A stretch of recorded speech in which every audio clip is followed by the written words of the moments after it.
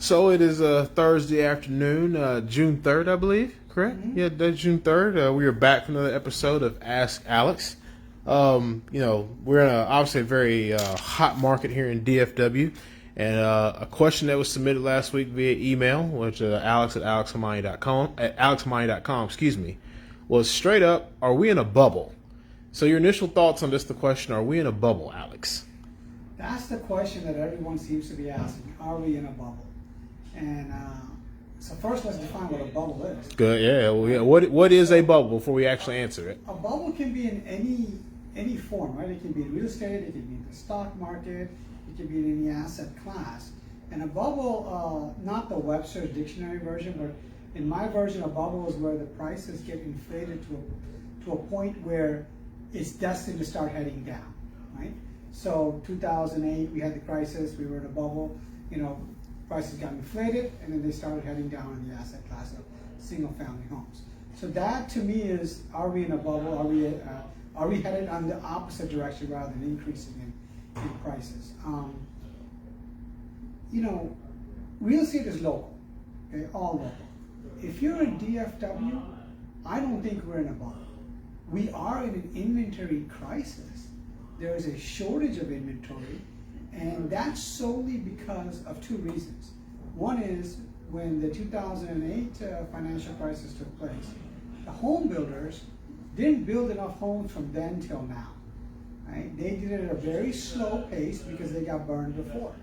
So they didn't build enough homes, and DFW has an influx of migration of people moving in.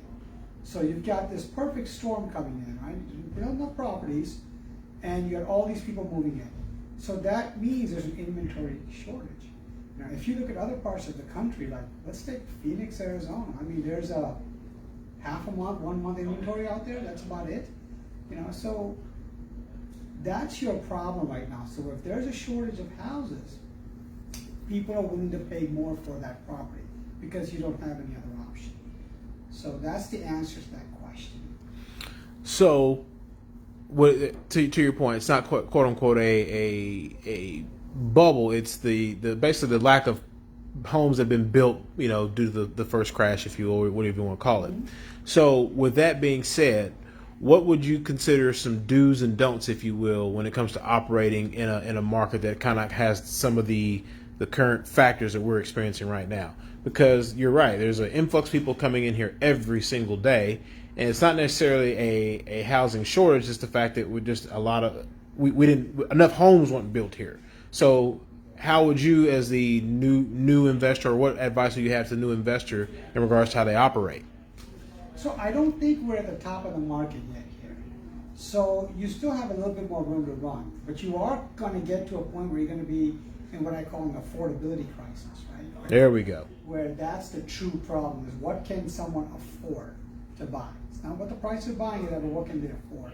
So one of the do's and don'ts, I think in a situation like this, and I hesitate to call it a bubble, but in a situation like this where the market is tight, lack of inventory, few houses, more buyers, prices getting bid up, you just have to kind of tiptoe.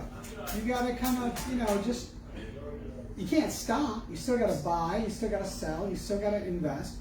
It's not back like when it was 2010 where you couldn't screw up, right? In this market, you can screw up if you don't know what you're doing. But that doesn't mean you stop doing it. You just got to get more precise and more educated and more nimble. That's all.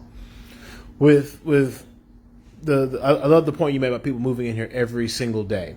And as we think about, not necessarily a housing crisis, but just a shortage because there's not enough homes have been built. Mm-hmm. If you're one of those investors and you come across land, what would be your advice to somebody who comes across land?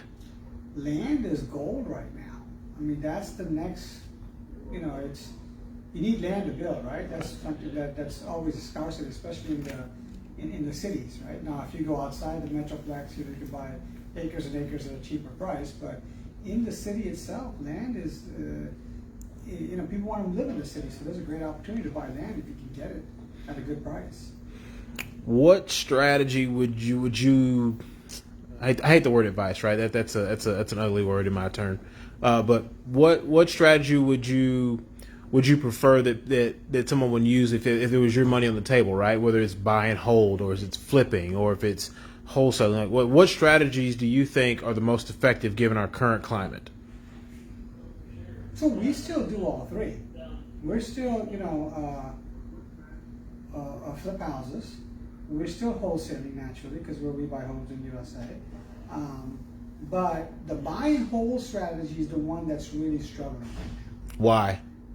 Because the asset prices are too high, right? So think about it this way, right? When and this is just me speaking, and I'm a buy and hold guy, but if you're buying a rental property, irrelevant of what you bought it for, the tenant can only pay a certain amount for rent, right? So you can't go to a tenant and say, hey, I want $5,000 a month for rent because I spent $500,000 on this property. They're not going to pay that. They don't have it, right? So your rental amount is what it is. So if your prices for properties keep going like this, and your rental amount is still right here, your return on investment isn't that great anymore for a rental. You're just pretty much banking on appreciation. So that's the part that eventually will struggle, and that's okay.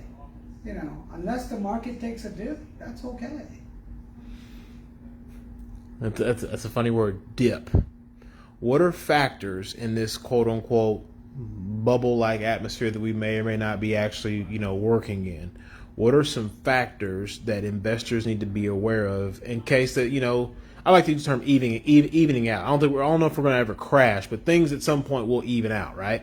So what are some factors that investors should be aware of? So even on the evening out part, right? Let me backtrack for a second here. Back in the 2008, 2009 crisis, the mortgage paper was really bad. The ninja loans, no income verification loans. I mean, it was just, if you can walk and talk, you can get a loan. Wild, wild west.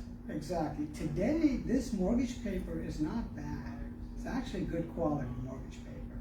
So I don't see many defaults there coming. You'll have your share, which is your normal cycle, but you won't have this influx of foreclosures like we did back then because the mortgage paper is solid.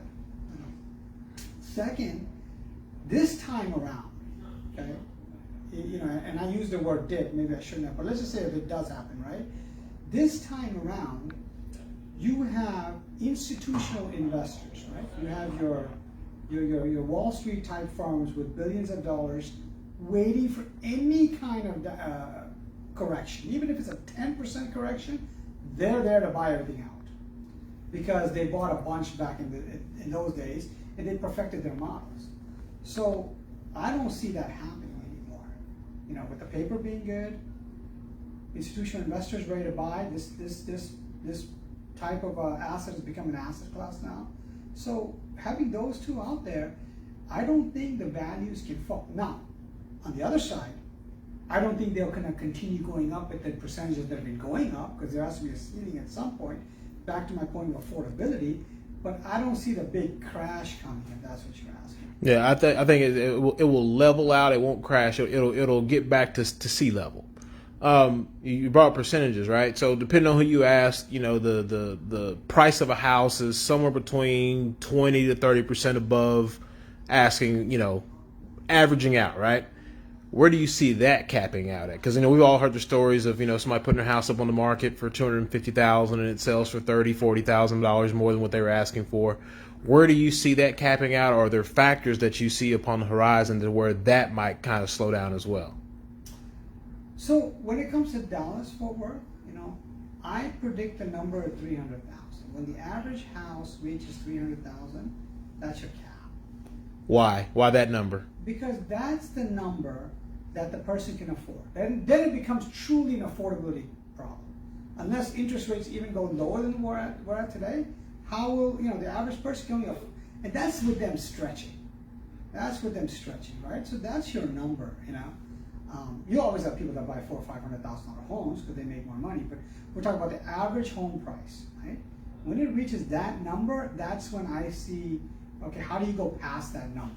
Unless incomes just rise drastically, or interest rates fall even further than what they're at today.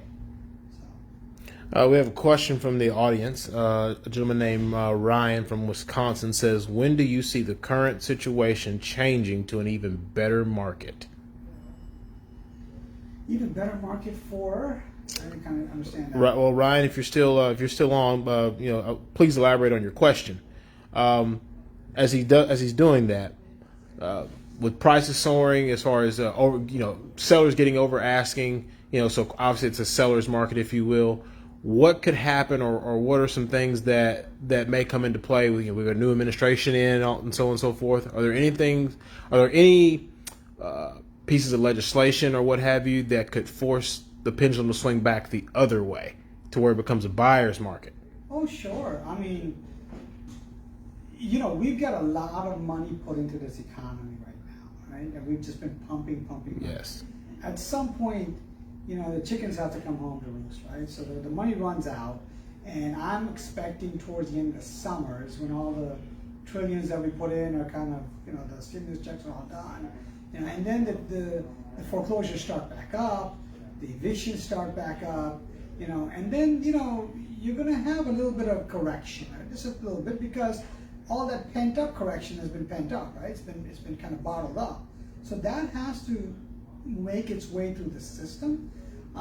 And then based on that, also, you had almost 30 million people lose their jobs, somewhere around there. It depends on which study you look at, right? 20 million officially, maybe 10 million gig workers or whatever it may be. Yeah, so somewhere between 25 and 35 million people, roughly. Depending on, exactly. So my theory is that when it's all said and done, 20 million will be back into the workforce.